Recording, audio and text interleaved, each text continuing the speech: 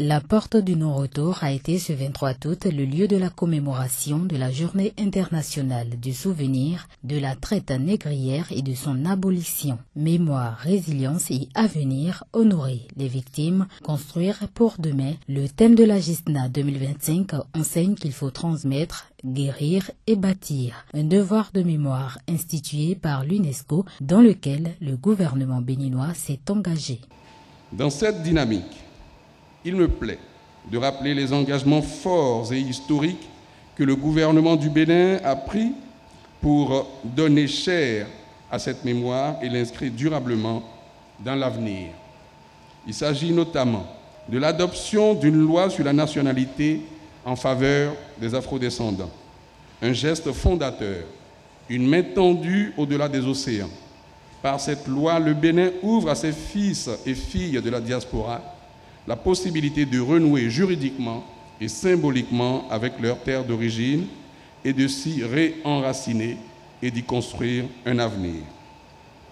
La création, au cœur du fort portugais de Ouida, du Musée international de la mémoire de l'esclavage, le MIM, un projet emblématique qui fera de ce lieu un sanctuaire universel de mémoire, de recherche et de transmission.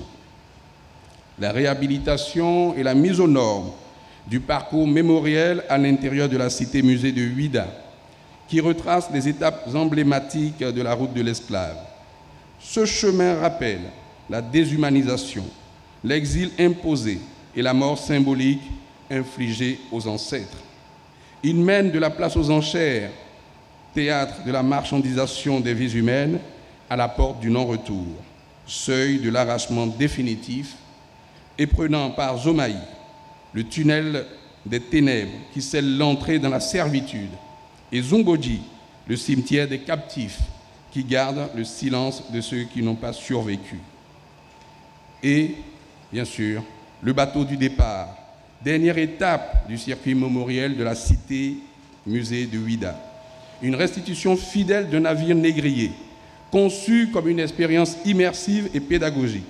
Ce bateau rappellera à chacun l'horreur indicible de la déportation, mais il portera aussi un message d'espérance, celui d'un avenir libéré des chaînes de l'injustice. En effet, la GISNA 2025 proclame le droit au retour des afrodescendants. L'événement porte la voix de la diaspora, revendique l'héritage africain et célèbre la renaissance de liens indestructibles entre mémoire, culture et territoire.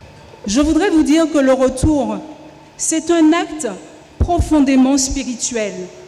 Le sang qui coule dans nos veines aujourd'hui a été le véhicule du cri du retour de nos ancêtres arrachés, qui résonne encore très fort dans notre âme d'afrodescendants. Le retour, c'est aussi un droit.